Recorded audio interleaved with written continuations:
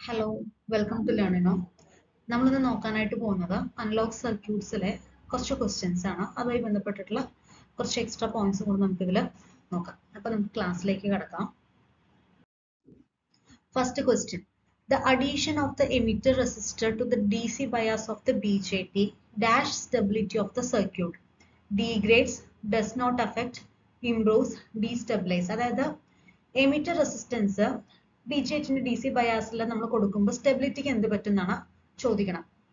അത് stability degrade ചെയ്യോ, അതോ അത് സ്റ്റെബിലിറ്റിനെ അഫക്റ്റ് ചെയ്യില്ലേ, അതോ സ്റ്റെബിലിറ്റി അവിടെ ഇംപ്രൂവ് ചെയ്യിക്കോ, അതോ സ്റ്റെബിലിറ്റിനെ ഡീസ്റ്റെബിലൈസ് ചെയ്യാനാണ് ചോദിക്കുന്നത്. അപ്പോൾ നമ്മൾക്കറിയാം DC ബയാസിങ് എന്തിനാണ് കൊടുക്കുന്നത്? BJTയിൽ ഓപ്പറേറ്റിംഗ് പോയിന്റിനെ കൃത്യമായിട്ട് ആ പോയിന്റ് നിർത്താൻ വേണ്ടിയിട്ട്. എന്നാൽ മാത്രമേ നമുക്ക് എന്ത് ചെയ്യാൻ പറ്റുള്ളൂ, കൃത്യമായിട്ട് ആ ഒരു പെർട്ടിക്കുലർ ഫംഗ്ഷൻ അത് ചെയ്യുള്ളൂ. അപ്പോൾ ഓപ്പറേറ്റിംഗ് പോയിന്റ് സ്റ്റേബിൾ ആയിട്ട് നിൽക്കുക എന്നുള്ളത് വളരെ ഇമ്പോർട്ടന്റ് ആയിട്ടുള്ള ഒരു കാര്യമാണ് അല്ലേ.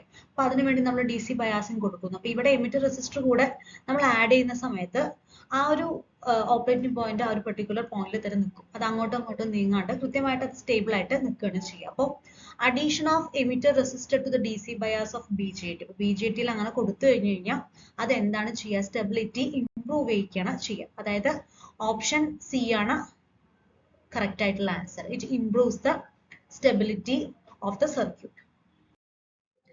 അടുത്ത question: An amplifier using transistor has a voltage gain of 100 if input voltage is 65 millivolt. The output voltage. അതായത് നമുക്ക് തന്നിട്ടുണ്ട് ആംപ്ലിഫയറിന്റെ വോൾട്ടേജ് ഗെയിൻ തന്നിട്ടുണ്ട്. വോൾട്ടേജ് ഗെയിനിനെ നമ്മൾ ഡിനോട്ട് ചെയ്യുന്നത് AV is equal to 100 എന്ന് പറഞ്ഞ് നമ്മൾക്ക് തന്നിട്ടുണ്ട്. ഇതിന്റെ ഇൻപുട്ട് വോൾട്ടേജ് എന്ന് പറയുന്നത് 65 മില്ലി വോൾട്ട് ആണ്. അതായത് VI എന്ന് പറയുന്നത് 65 മില്ലി വോൾട്ട് ആണ്. ഔട്ട്പുട്ട് വോൾട്ടേജ് അഥവാ V0 എന്ന് പറയുന്നത് എന്താണെന്നാണ് നമ്മുടെ ചോദിച്ചിരിക്കുന്നത് അല്ലെ. അപ്പൊ നമുക്കറിയാം വോൾട്ടേജ് ഗെയിൻ കണ്ടുപിടിക്കാനുള്ള ഇക്വേഷൻ എന്ന് പറയുന്നത് voltage gain AV is equal to V out by V in ആണെന്ന് നമ്മൾക്കറിയാം. ഇതിൽ നിന്ന് നമുക്ക് V out കണ്ടുപിടിക്കാവുന്നതല്ലേ ഉള്ളൂ. V out is equal to AV into VI. അപ്പൊ ഈ വാല്യൂസ് സബ്സ്റ്റിറ്റ്യൂട്ട് ചെയ്യാം. അപ്പൊ AV എന്ന് പറയുന്നത് 100 ആണെന്ന് തന്നിട്ടുണ്ട്.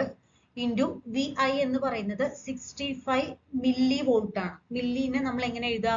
ഇൻറ്റു 10⁻³ എന്ന് നമ്മൾ എഴുതും അല്ലെ.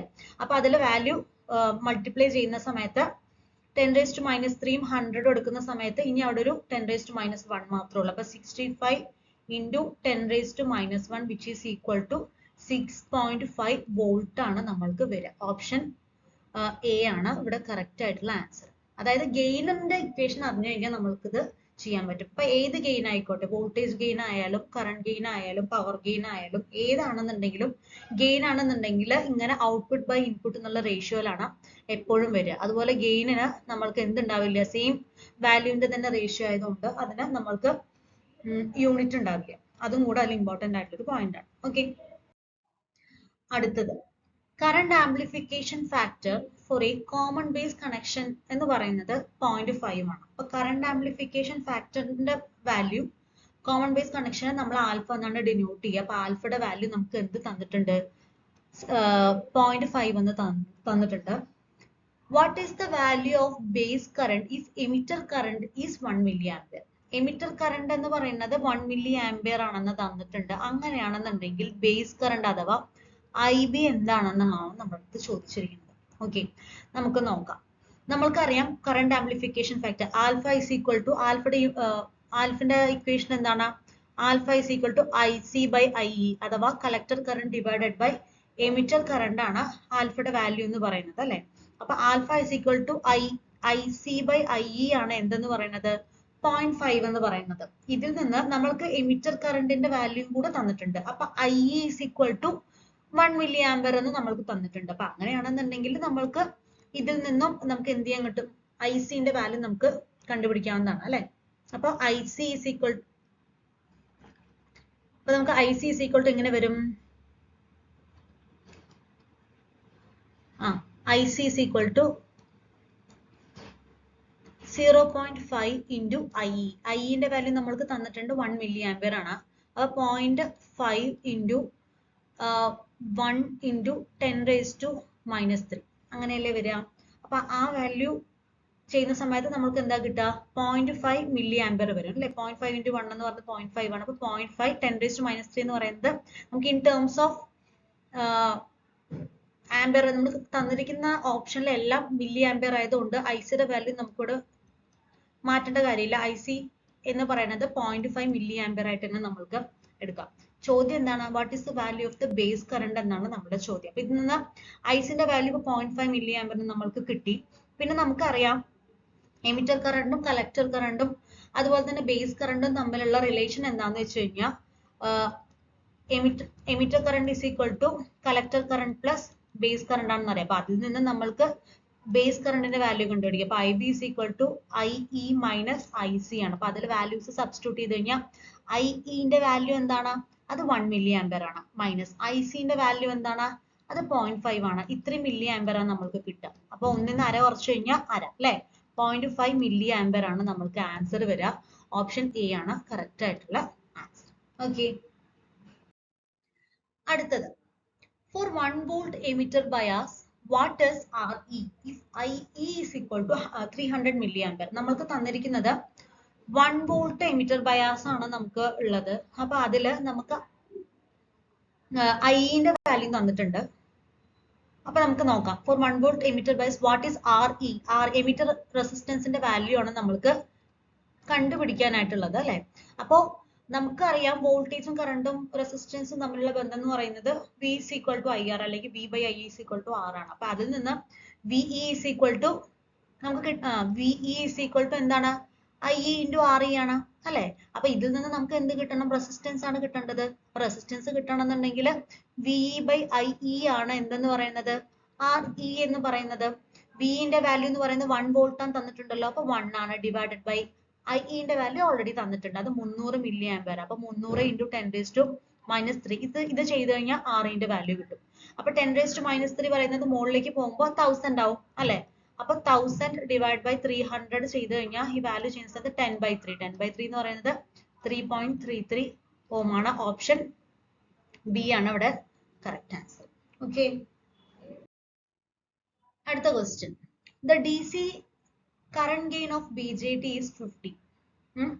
Assuming that the emitter injection efficiency is 0.985, the base transport factor എന്താണെന്നാണ് നമ്മുടെ അടുത്ത് ചോദിച്ചിരിക്കുന്നത്. അപ്പൊ നമ്മൾക്ക് തന്നിട്ടുണ്ട് DC gain എന്ന് പറയുന്നത് എത്രയാണ്? 50 തന്നിട്ടുണ്ട്. അതായത് ബീറ്റയുടെ വാല്യൂ ആണ് എന്തെന്ന് പറയുന്നത്?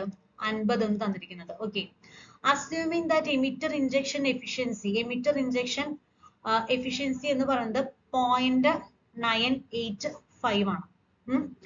0.985 അതായത് ഗാമ എന്നാണ് എമിറ്റർ ഇൻജക്ഷൻ എഫിഷ്യൻസിനെ നമ്മൾ ഡിനോട്ട് ചെയ്യുക. അപ്പൊ ഗാമ ഇസ് ഈക്വൽ ടു 0.985 ആണ്. അങ്ങനെയെങ്കിൽ ബേസ് ട്രാൻസ്പോർട്ട് ഫാക്ടർ എന്താണെന്നാണ് നമുക്ക് കണ്ടുപിടിക്കേണ്ടത് കേട്ടോ. ബേസ് ട്രാൻസ്പോർട്ട് ഫാക്ടർ എന്ന് പറയുന്നത് ബി ആണ്. അപ്പോൾ ബേസ് ട്രാൻസ്പോർട്ട് ഫാക്ടറിന്റെ ഇക്വേഷൻ എന്ന് പറയുന്നത് ആൽഫ ബൈ ഗാമയാണ്. ഓക്കെ, നമുക്ക് ആൽഫയുടെ വാല്യൂ നമുക്ക് തന്നിരിക്കുന്നത് ബീറ്റയുടെ വാല്യൂ തന്നിരിക്കുന്നത്. അപ്പൊ അതിൽ നമുക്ക് എന്ത് കണ്ടുപിടിക്കണം? ആൽഫയുടെ വാല്യൂ നമ്മൾ കണ്ടുപിടിക്കണം. ആൽഫയുടെ വാല്യൂ എന്ന് പറയുന്നത് ആൽഫയും ബീറ്റയും തമ്മിലുള്ള റിലേഷൻ എന്താണ്? Alpha is equal to beta by 1 plus beta ആണ് അല്ലെ. ബീറ്റ എന്ന് പറയുന്നത് 50 ഡിവൈഡഡ് ബൈ 51 ആണ്. ഇതെന്ന് ആൽഫ നമ്മൾക്ക് കിട്ടുക. ഓക്കെ, അപ്പൊ നമുക്ക് ഇനി ബേസ് ട്രാൻസ്പോർട്ട് ഫാക്ടർ ബി എന്താണെന്ന് നോക്കാം. ബി എന്ന് പറയുന്ന ആൽഫയുടെ വാല്യൂ 50/51. ഇതൊന്നും നമ്മൾ കട്ട് ഷോട്ട് ചെയ്യണ്ട, കാരണം ഇത് നമുക്ക് എല്ലാം കൂടെ ലാസ്റ്റ് ചെയ്താൽ മതി. അപ്പൊ ഇത് ഡിവൈഡഡ് ബൈ ഗാമയുടെ വാല്യൂ 0.985. അപ്പൊ ഇതിനെ ഇൻറ്റു 1/0.985 എന്ന് നമുക്ക് എഴുതാൻ പറ്റും. അതാണ് ഇവിടെ ഈ ഒരു ഇക്വേഷനിൽ നിങ്ങൾ കാണുന്നത്. ഓക്കെ, അപ്പൊ ഇതിന് നമ്മൾക്ക് അത് കട്ട് ഷോട്ട് ചെയ്യുന്ന സമയത്ത് നമുക്ക് കിട്ടുന്ന വാല്യൂ എന്താണ്? 0.995 എന്നാണ് വരിക. ഓക്കെ, അപ്പൊ 0.995 ഇത് എല്ലാം കൂടെ നമ്മൾ ക്യാൻസൽ ചെയ്ത് വരുന്ന സമയത്ത് നമുക്ക് ആ ഒരു ആൻസർ കിട്ടും. അപ്പൊ ഓപ്ഷൻ ഏതാണ് വരിക? ഡി ആണ് വരിക. 0.995 ആണ് നമ്മുടെ ആൻസർ വരിക. Okay, option D. അടുത്തത്, leakage current approximately doubles for every 10°C increase in temperature of a silicon transistor. If a silicon transistor has ICBO is equal to 1000 nanoampere at 30°C. 30°C, what is its leakage current at 90°C? നമുക്ക് രണ്ട് temperature തന്നിട്ടുണ്ട്. പിന്നെ leakage current എന്ന് പറയുന്നത് silicon ട്രാൻസിസ്റ്ററിൽ for every 10 degree സെൽഷ്യസിൽ നമുക്ക് double ചെയ്യുന്നുണ്ട് എന്നും പറയുന്നുണ്ട്. അപ്പൊ ട്രാൻസിസ്റ്ററിന്റെ ലീക്കേജ് ലീക്കേജ് കറണ്ട് ICBO നമ്മൾക്ക് തന്നിട്ടുണ്ട് 1000 നാനോ ആംപിയർ ആണ് 30 ഡിഗ്രി സെൽഷ്യസ് ആയിരിക്കുമ്പോൾ. അങ്ങനെയാണെങ്കിൽ 90 ഡിഗ്രി സെൽഷ്യസ് ആവുന്ന സമയത്ത് അവിടെയുള്ള ലീക്കേജ് കറണ്ട് എന്താണെന്നാണ് നമുക്ക് കണ്ടുപിടിക്കാനായിട്ടുള്ളത്. അപ്പൊ ലീക്കേജ് കറണ്ട് ഓഫ് BJT നമുക്ക് ഇങ്ങനെ രണ്ട് ടെമ്പറേച്ചർ തരികയാണെന്നുണ്ടെങ്കിൽ നമ്മൾക്ക് കണ്ടുപിടിക്കാനുള്ള equation IT2 is equal to IT1 into 2 to the power of T2 minus T1 divided by 10. അതിൽ വാല്യൂസ് സബ്സ്റ്റിറ്റ്യൂട്ട് ചെയ്താൽ മതി. നമുക്ക് ഇവിടെ IT1ന്റെ വാല്യൂ എന്ത് തന്നിട്ടുള്ളത് 1000 നാനോ ആംപിയർ തന്നിട്ടുണ്ട് അല്ലെ. T1ന്റെ വാല്യൂ അതായത് 30 ഡിഗ്രി സെൽഷ്യസിൽ നമുക്ക് T1ന്റെ വാല്യൂ 1000 നാനോ ആംപിയർ തന്നിട്ടുണ്ട്. നമുക്കറിയാം നാനോ എന്ന് പറയുന്നത് 10⁻⁹ ആണെന്നുള്ളത് നമുക്കറിയാം. T2 എന്ന് പറയുന്നത് അപ്പൊ നമുക്കിവിടെ T1ന്റെ വാല്യൂ 30 ഡിഗ്രി സെൽഷ്യസും T2ന്റെ വാല്യൂ 90 ഡിഗ്രി സെൽഷ്യസും കിട്ടി അല്ലെ. അപ്പൊ IT2 എന്ന് പറയുന്നത് ലീക്കേജ് കറണ്ട് ടെമ്പറേച്ചർ T2ഉം IT1 എന്ന് പറയുന്നത് ലീക്കേജ് കറണ്ട് ടെമ്പറേച്ചർ T1 ആണ്. അപ്പൊ ഈ വാല്യൂസ് ഒക്കെ നമ്മൾ സബ്സ്റ്റിറ്റ്യൂട്ട് ചെയ്യുന്ന സമയത്ത് എന്താ കിട്ടാം IT2 എന്ന് പറയുന്നത് is equal to IT1 into 2 to the power of ആ വാല്യൂ നോക്കുക അല്ലെ. IT1 എന്ന് പറയുന്നത് 1000 into 10⁻⁹ into 2 to the power of T2 എന്ന് പറയുന്നത് 90 ആണ്. അപ്പൊ 90 minus 30 divided by 10 വരും അല്ലെ. അപ്പൊ ഇവിടെ 1000 ഇതിലൊരു മൂന്നെണ്ണം പോയി കഴിഞ്ഞു കഴിഞ്ഞാൽ 10⁻⁹ എന്നൊരു 3 പോയി കഴിഞ്ഞാൽ 10⁻�6 കിട്ടും അല്ലെ. Into 2 to the power of 90 minus 30 എന്ന് പറയുന്നത് 6 ആണ്. 90 minus 30 എന്ന് പറയുന്നത് 60 ആണ്. 60/10 വരും. 60/10 എന്ന് പറയുമ്പോൾ ആ 0 വെട്ടിപ്പോയി കഴിഞ്ഞാൽ 2⁻⁶ ആണ്. 2⁻⁶ വാല്യൂ 2⁻⁶ into 10⁻⁻�6 ആംപിയർ ആണ് വരിക. തന്നിരിക്കുന്ന ഓപ്ഷനിൽ ആൻസർ മൈക്രോ ആംപിയറിലാണ്. പിന്നെ നമുക്ക് ഇതിൽ വേറെ കൺവേർഷൻസ് ചെയ്യാനില്ല. 2⁻⁶ വാല്യൂ എന്ന് പറയുന്നത് എത്രയാണ്? അത് 64 ആണ്. അപ്പൊ 64 മൈക്രോ ആംപിയർ ആണ് നമ്മുടെ ആൻസർ വരിക. ഓപ്ഷൻ ബി ആണ് കറക്റ്റ് ആയിട്ടുള്ള ആൻസർ. ഓക്കെ, അപ്പൊ ഇക്വേഷൻ അറിഞ്ഞാലേ നമുക്കത് ചെയ്യാനായിട്ട് പറ്റുള്ളൂ. അടുത്ത question, biasing is used in transistor amplifiers to. Biasing എന്ന് പറയുന്നത് നമ്മൾ ട്രാൻസിസ്റ്റർ ആംപ്ലിഫയേഴ്സിൽ യൂസ് ചെയ്യുന്നുണ്ട്. എന്തിനു വേണ്ടിയിട്ടാണ്? To stabilise the operating point against temperature variations. Temperature variations വരുന്ന സമയത്ത് ഈ ഓപ്പറേറ്റിംഗ് പോയിന്റ് മാറാതെ അത് സ്റ്റെബിലൈസ് ചെയ്ത് നിർത്താൻ വേണ്ടിയിട്ട് ഒരു point. 2, place the operating point in the linear region of the characteristics. നമുക്കറിയാം ഏതൊന്നിനും ഒരു ക്യാരക്ടറിസ്റ്റിക്സ് വരും അല്ലെ. നമുക്ക് ആ ക്യാരക്ടറിസ്റ്റിക്സിൽ ഈ ഓപ്പറേറ്റിംഗ് പോയിന്റ് ലീനിയർ റീജിയനിൽ മാത്രമായിട്ട് പ്ലേസ് ചെയ്യാൻ വേണ്ടിയിട്ട്. അടുത്തത്, make alpha, beta and ICO of the transistor independent of temperature variations. അതായത് ആൽഫയും ബീറ്റയും ICOയും എല്ലാം ടെമ്പറേച്ചർ വേരിയേഷൻസിനെ ഇൻഡിപെൻഡന്റ് ആക്കുന്നതിന് വേണ്ടിയിട്ട്. പിന്നെ independent distortion and increases dynamic range. Okay, അപ്പൊ അതിനൊക്കെ വേണ്ടിയിട്ടാണ്. അപ്പൊ ഇതിൽ 4 ഓപ്ഷൻ ഉണ്ട്. ഇതിൽ ഏതൊക്കെയാണ് നമ്മുടെ കറക്റ്റ് എന്നുള്ളതാണ് നമുക്ക് തന്നെ. ഇപ്പൊ ഈ ടൈപ്പ് ക്വസ്റ്റ്യൻസ് ഒക്കെ കുറച്ച് ഹയർ ലെവൽ എക്സാമിനേഷൻസിനൊക്കെ ചോദിക്കുന്നുണ്ട്. ടൈം കളയുന്ന ചോദ്യങ്ങളൊക്കെ നമുക്ക് എക്സ്പെക്ട് ചെയ്യാം. അതായത് ഒരു ടോപ്പിക് എടുക്കുമ്പോൾ അതിനെക്കുറിച്ച് ഡീറ്റെയിൽ ആയിട്ട് നോക്കാണ്ടിരുന്നു കഴിഞ്ഞാൽ നമുക്ക് ഒരിക്കലും മുമ്പത്തെ പോലെ കറക്കി കുത്തിയാൽ പോലും ചിലപ്പോൾ കിട്ടില്ല. അപ്പൊ അതുകൊണ്ട് ഈ 4 ഓപ്ഷൻസ് കൃത്യമായി അറിയണമെന്നുണ്ടെങ്കിൽ ട്രാൻസിസ്റ്റർ ആംപ്ലിഫയറിന്റെ ബയാസിംഗ് സെക്ഷൻ അത്രയും കൃത്യമായിട്ട് നമ്മൾ അറിഞ്ഞിരിക്കണം അല്ലെ. അപ്പൊ നമ്മൾക്ക് ഇവിടെ എന്താ വരിക? ആൻസർ വരുന്നത് 1ഉം 2ഉം 4ഉം ആണ് വരിക കേട്ടോ. അതായത് സ്റ്റെബിലൈസ് ടെമ്പറേച്ചർ, ഈ ബയാസിംഗ് ചെയ്യുന്നതുകൊണ്ടുള്ള ഗുണങ്ങള് ടെമ്പറേച്ചർ വേരിയേഷൻസ് വന്നാലും തന്നെ അത് ഓപ്പറേറ്റിംഗ് പോയിന്റിനെ ബാധിക്കാൻ പാടില്ല. അതിനെ സ്റ്റെബിലൈസ് ചെയ്ത് നിർത്തണം. അപ്പൊ ഓപ്ഷൻ എ അത് ശരിയായിട്ടുള്ള ഓപ്ഷനാണ്. രണ്ടാമത്തെ, place the operating point in the linear region of the characteristics. ക്യാരക്ടറിസ്റ്റിക്സിലെ ലീനിയർ റീജിയനിലാണ് സാധാരണ ഓപ്പറേറ്റ് ചെയ്യുക. അപ്പൊ ആ ഓപ്പറേറ്റിംഗ് പോയിന്റ് ആ പെർട്ടിക്കുലർ റീജിയനിൽ തന്നെ നിർബന്ധമായിട്ട് നിൽക്കണം. അപ്പൊ അതും ഇമ്പോർട്ടന്റ് ആണ്. അതും ബയാസിംഗ് കൊണ്ട് നമുക്ക് ഉള്ള ഉപകാരമാണ്. പിന്നെ ഇൻഡിപെൻഡന്റ് ഡിസ്റ്റോർഷൻ, അതുപോലെ തന്നെ ഇൻക്രീസസ് ഡൈനാമിക് റേഞ്ച്, അതിനെ ഇൻക്രീസ് ചെയ്യുക. അപ്പൊ ഈ 3 കാര്യങ്ങളാണ് എന്തിൽ വരിക? ഈ ബയാസിംഗ് കാരണം ഉണ്ടാകുന്ന ഗുണങ്ങളിൽ വരിക. ഓക്കെ, അടുത്തത്, operating point shift can occur in an amplifier due to which of the following? Operating point shift എന്ന് പറയുന്നത് നമുക്കറിയാം. ഈ പറയുന്ന ഓപ്പറേറ്റിംഗ് പോയിന്റ് കൃത്യമായി ആ പോയിന്റ് അത് നമ്മൾ വർക്ക് ചെയ്ത് തുടങ്ങിയ സമയത്ത് അങ്ങോട്ടും ഇങ്ങോട്ടും മാറിക്കഴിഞ്ഞാൽ അത് വർക്കിങ്ങിനെ ബാധിക്കും. അപ്പൊ അതുകൊണ്ട് ഈ പറയുന്ന ഓപ്പറേറ്റിംഗ് പോയിന്റ് എപ്പോഴും കൃത്യമായ ആ പോയിന്റിൽ തന്നെ നിൽക്കണം. പക്ഷെ എത്രയൊക്കെ നമ്മൾ ചെയ്താലും എന്തായാലും നമ്മൾ പ്രാക്ടിക്കൽ കേസിൽ എടുക്കുന്ന സമയത്ത്, ഐഡിയൽ കേസിലാകുമ്പോൾ ചിലപ്പോൾ കുറെയൊക്കെ അഡ്ജസ്റ്റ്മെന്റ് ചെയ്യുമ്പോൾ അങ്ങനെ വരും നമുക്ക് പറയാമെങ്കിൽ പോലും നമ്മൾ എത്ര ചെയ്താലും പ്രാക്ടിക്കൽ കേസിൽ എന്തെങ്കിലുമൊക്കെ പ്രശ്നങ്ങൾ വരും. അല്ലെ? ഈ ഓപ്പറേറ്റിംഗ് പോയിന്റ് ഷിഫ്റ്റ് ചെയ്യാനുള്ള സാധ്യത നമ്മൾ തള്ളിക്കളയാനായിട്ട് പറ്റില്ല. അപ്പൊ ഈ പറയുന്ന ഓപ്പറേറ്റിംഗ് പോയിന്റിന്റെ ഷിഫ്റ്റ് എന്ത് കാരണം ഉണ്ടാവും? താഴെ തന്നിരിക്കുന്ന ഓപ്ഷനിൽ എന്തൊക്കെ കാരണമാണ് ഉണ്ടാവുക? ഒന്ന്, ഇൻപുട്ട് ഫ്രീക്വൻസി വേരിയേഷൻ. രണ്ട്, നോയ്സ് അറ്റ് ദ ഇൻപുട്ട്. മൂന്ന്, പാരസിറ്റിക് കപ്പാസിറ്റൻസസ്. നാല്, പവർ സപ്ലൈന്റെ ഫ്ലക്ച്വേഷൻ. അപ്പൊ ഇതിൽ ഏതൊക്കെ കാരണമാണ് ഈ പറയുന്ന ആംപ്ലിഫയറിന്റെ ഓപ്പറേറ്റിംഗ് പോയിന്റ് ഷിഫ്റ്റ് ചെയ്യാനുള്ള സാധ്യത?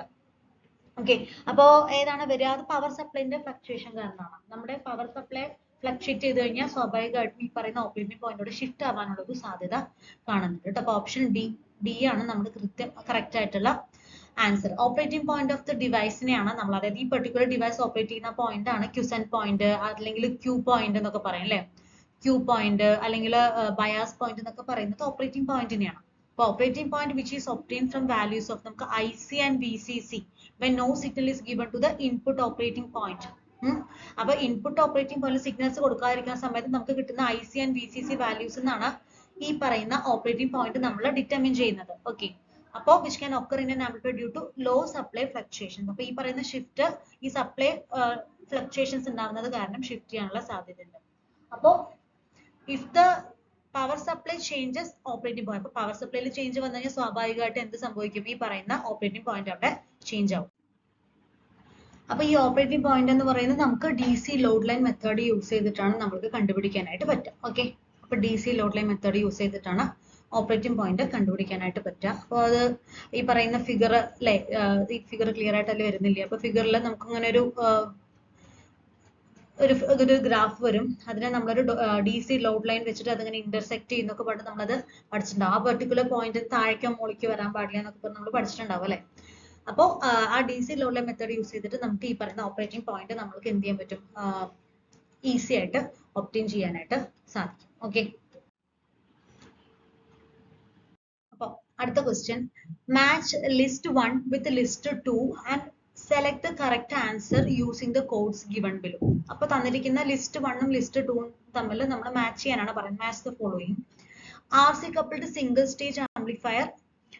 അതുപോലെ ലിസ്റ്റ് 1ൽ തന്നിരിക്കുന്നത് emitter follower source, common base amplifier, Darlington amplifier with voltage gain. ഇതിന്റെ ലിസ്റ്റ് 2ൽ വരുന്നത് beta multiplier, constant current, very high input impedance ഒക്കെയാണ് വരിക, ഫേസ് ഇൻവെർട്ടർ, ഇതൊക്കെയാണ് വന്നിരിക്കുന്നത്.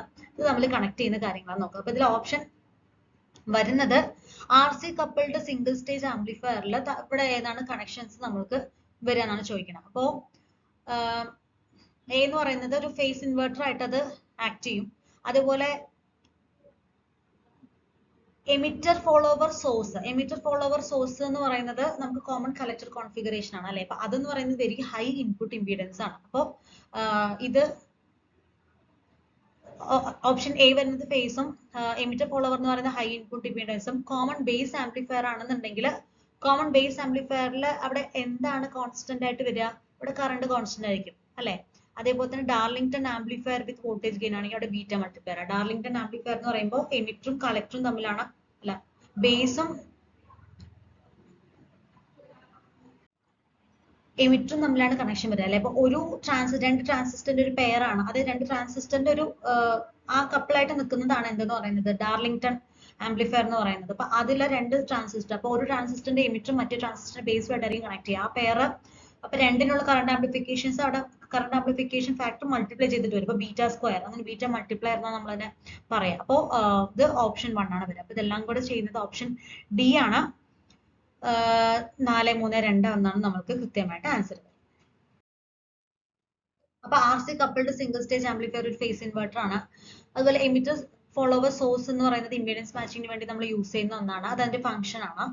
എമിറ്റർ ഫോളോവറിന് ഹൈ ഇൻപുട്ട് ഇംപീഡൻസും ലോ ഔട്ട്പുട്ട് ഇംപീഡൻസ് ആണ് ഉണ്ടാവുക. അതുപോലെ കോമൺ ബേസ് ആംപ്ലിഫയർ ആണെന്നുണ്ടെങ്കിൽ അതിന് കോൺസ്റ്റന്റ് കറണ്ട് ഉണ്ട്, അതിന്റെ കറണ്ട് ഗെയിൻ എന്ന് പറയുന്നത് ഈക്വൽ ടു അതിന്റെ കറണ്ട് ഗെയിൻ കുറച്ച് കുറവായിരിക്കും. ഡാർലിംഗ്ടൺ ആംപ്ലിഫയർ എന്ന് പറഞ്ഞ രണ്ട് ട്രാൻസിസ്റ്റർ മൾട്ടിപ്ലയർ ആണ്, അതൊരു ബീറ്റ മൾട്ടിപ്ലയർ ആണ്, അത് ബഫറിൽ നമ്മൾ യൂസ് ചെയ്യുന്നതാണ്. ഓക്കെ, അടുത്തത്, in a cascade amplifier the coupling method which is capable of providing highest gain is. cascade amplifier ഏത് coupling method ആണ് highest gain provide ചെയ്യുക? RC coupling, direct coupling, transformer coupling, impedance coupling. ഈ couplingൽ ഏതാണ് highest gain provide ചെയ്യുക? അപ്പൊ option C ആണ്, transformer coupling ആണ് highest gain provide ചെയ്യുന്നത്. അപ്പൊ ഇൻ കാസ്കേഡ് ആംപ്ലിഫയറിൽ transformer coupling method which is capable of provide highest gain. Transfer coupled amplifier are used as power amplifier ആണ്. High power speaker ലോഡിനൊക്കെ ഡ്രൈവ് ചെയ്യാൻ വേണ്ടിയിട്ട് നമ്മളത് ഉപയോഗിക്കുന്നുണ്ട്. ഓക്കെ, അപ്പൊ ഇത്രയും ചോദ്യങ്ങളാണ് നമ്മുടെ ഫസ്റ്റ് സെറ്റ് ഓഫ് ക്വസ്റ്റ്യൻസിലുള്ളത്. അപ്പൊ ഇതേപോലെ തന്നെ ഇനി ബാക്കി കുറച്ച് ക്വസ്റ്റ്യൻസും കൂടെ ഉണ്ട്, അത് നമുക്ക് വരും വീഡിയോസിൽ ഡിസ്കസ് ചെയ്യാം. Thank you.